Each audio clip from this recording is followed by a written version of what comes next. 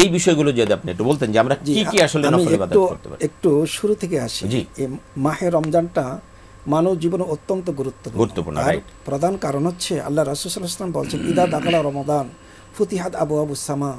মাহে রমজান আসার সাথে সাথে আকাশের দরজাগুলো খুলে দেওয়া হয়, জান্নাতের দরজাগুলো খুলে দেওয়া হয়, জাহান্নামের দরজাগুলো বন্ধ করে দেওয়া হয়, এমনকি ইবলিস তথা প্রেতাত্মা সহ সবগুলোকে শিকলে আবদ্ধ রাখা হয়, শুধু একটি মাত্র কারণেই যে আমার বান্দারা এই মাহে রমজানকে একটা ইবাদতের সিজন হিসেবে তারা গ্রহণ করবে। এবং আল্লাহ রাব্বুল আলামিন ফেরেশতাদের মাধ্যমে রহমতের চাদর দিয়ে পরিবেষ্টন করে রাখেন। এমন একটা সুযোগে যদি আমরা নফল ইবাদতের মাধ্যমে আল্লাহ তাআলার কাছে যদি ক্ষমা ভিক্ষা না চাইতে পারি, আমাদের সত্যি এটা আমাদের জন্য দুর্ভাগ্য। আমাদের যাদের মানে এই রমজানটা হেলায় খেলায় চলে যাচ্ছে, তাদের আসলে সতর্ক হওয়া দরকার। এই প্রসঙ্গে আমি বলতে চাচ্ছি যে কথাটা প্রথম আপনি বলেন কোরআন তেলাওয়াতে কোরআনের ব্যাপারে। নবীজি বলেন, ইকরাউল কোরআন ফাইন্নাহু ইয়াতি ইয়াউমাল কিয়ামা শাফিআন লিআসহাবিহি। নবীজি উম্মতকে লক্ষ্য করে বলছেন, তোমরা কোরআনে কারিমের তেলাওয়াত করো, চর্চা করো, তোমরা গবেষণা করো, সবগুলি বিষয় এখানে আসতে হবে। শুধু তেলাওয়াত করেই কিন্তু আমাদেরকে শেষ করে দিলে চলবে না। কোরআনে কারিমের অর্থগুলো বুঝে শুনে যদি আমরা তেলাওয়াত করতে পারি, তাহলে এই কোরআন সম্পর্কে নবীজি বলছেন শাফিআন লিআসহাবিহি, কিয়ামতের ময়দানে বন্ধু হিসাবে পরিগণিত হবে। আর কিয়ামতের ময়দানে যদি শাফাআত করবে। বন্ধু মানি বন্ধু যে সত্যিকার বন্ধু যেমন সফরে গেলে তাকে ছেড়ে মাঝপথে ছেড়ে দিয়ে আসে না, মানে বিপদে বন্ধুর পরিচয়। আসলে বিপদের সময় কোরআন তার উম্মতকে জান্নাতে না পৌঁছে তাকে মাঝপথে ছেড়ে দিবে না। এই জন্য বোধহয় হাদিসে বলা হয়েছে যে আল কোরআন হুজ্জাতুন লাকা ওয়া আলাইকা, কোরআন তোমার পক্ষে সাক্ষী দেবে অথবা তোমার বিপক্ষে সাক্ষী দেবে। এমনকি এই প্রসঙ্গে আরেকটু বলি যে আমাদের ইমাম আবু হানিফা রাহিমাহুল্লাহ অনেকে অনেক কথা বলেন, কিন্তু আমি স্পষ্ট করে বলতে চাই, ইমাম আবু হানিফা রাহিমাহুল্লাহ এই মাহে রমজানে তিনি 61 খতম করেছেন। অনেকে বিষয়টাকে খুব জটিল মনে করেন, না জটিল মনে করার কোনো কারণ নেই। বিমানের গতি আর আপনার ওই প্রাইভেট কারের গতি কিন্তু এক হয় না। যে ইমাম আবু হানিফা রাহমাতুল্লাহ তিনি যেই মানের যেই স্তরের ছিলেন, তার জন্য এক রাতে এক খতম করা এটা অবশ্যই এটা কঠিন বিষয় ছিল না।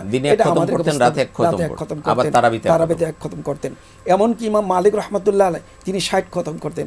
ইমাম কাতাদা রহমাতুল্লাহ আলাইহি তিনি সারা বছর তিনি প্রতি 7 দিনে এক খতম করতেন, আর রমজান মাসে তিনি দিনে এক খতম করতেন, রাতে এক খতম করতেন। ইমাম নাখাই রহমাতুল্লাহ আলাইহি, ইব্রাহিম নাখাই এইভাবে যদি বলতে যাই, অনেক মনীষী আছে আমাদের যারা কোরআনে কারিম নিয়ে তারা। ইমাম শাফির কথা জানি যে উনি প্রত্যেক রাতে 15 পারা শুধু নামাজের মধ্যে তেলাওয়াত করতেন, 2 দিনে 2 রাতে এক খতম তেলাওয়াত করতেন। এমনকি ইমাম মালিক রহমাতুল্লাহ আলাইহি সম্পর্কে আরেকটু বলি, উনি সারা বছর তিনি হাদিসের দর্শ দিতেন, কিন্তু মাহে রমজান আসলে তিনি হাদিসের দর্শ বন্ধ, সব ব্যস্ততা বন্ধ করে তিনি কোরআনমুখী হতেন।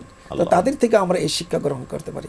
এরপরে যেটুকু বলছিলেন যে সালাতুত তাহাজ্জুদের ব্যাপারে, তাহাজ্জুদের ব্যাপারে এমন হাদিস শরীফে এসেছে, যখন বিচার দিবস যেদিন কায়েম হবে, সেদিন বিচার শুরু করার আগে ফেরেশতাদেরকে ডেকে আল্লাহ সুবহানাহু ওয়া তাআলা বলবেন, শেষ রাতে ওঠে, গভীর রাত্রিতে ওঠে, যারা আমার দরবারে যারা কান্না করেছেন, আমার ইবাদতে যারা নিমগ্ন হয়েছিলেন তাদেরকে আলাদা করে ফেলো এবং তাদেরকে বিনা হিসেবে জান্নাতে প্রেরণ করবেন।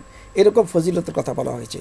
অতএব মাহে রমজানটা তো আমরা প্রথমত চেষ্টা করতে হবে সারা রাত আমরা জাগ্রত থাকব, কিন্তু আমরা যেহেতু শারীরিকভাবে খুব বেশি একটা শক্তিশালী নই, সেই হিসাবে আমরা কমপক্ষে 2-4 ঘন্টা আমরা ঘুমাবো, বাকি সময়টুকু তেলাওয়াতের জন্য, তাহাজ্জুদের জন্য, কিয়ামুল লাইলের জন্য, যে ভাষায় আমরা বলি না কেন, আমরা যদি একটু করতে পারি। যে হাদিসটা আমাদের ডক্টর হায়দার ভাই বলেছিলেন, মান কামা রমাদান ঈমানান ওয়া ইহতিসামান গুফিরা লাহু মা তাকাদ্দামা মিন যামবি। যে ব্যক্তি মাহে রমজানে গভীর রাত্রিতে সালাতুত তারাবি আদায় করবে, সালাতুত তাহাজ্জুদ আদায় করবে, আমরা যেটাই বলি না কেন, আল্লাহ রাব্বুল আলামিন তার অতীত জীবনের সমস্ত গুনাহ কথা মাফ করে দিবেন। তো উলামায়ে কেরাম বলছেন সমস্ত গুনাহ বলতে সগীরা গুনাহ মাফ করবেন, কিন্তু মুহাক্কিক উলামায়ে কেরাম বলছেন ইউরজা আইয়াগফিরাল্লাহু সুবহানাহু ওয়া তাআলা আল কাবায়রা, আশা করা যায় যে কবিরাও মাফ করে দিবেন। আর একটা সুযোগ আছে, আমরা এই সময়টা তওবা করে নেই, তওবা করলে তো কবিরা গুনাহ মাফ হয়ে যাবে, দুটি মাফ হয়ে যাচ্ছে। এজন্য আল্লাহ তাআলার সগীরা গুনাহ যেমন মাফ করার ক্ষমতা আছে, কবিরা গুনাহ মাফ করার তার ক্ষমতা আছে। অতএব আমরা আশা করি আল্লাহুম্মা ইন্নাকা আফুউন তুহিব্বুল আফওয়া ফা'ফু আন্না। জি, চমৎকার বলছিলেন।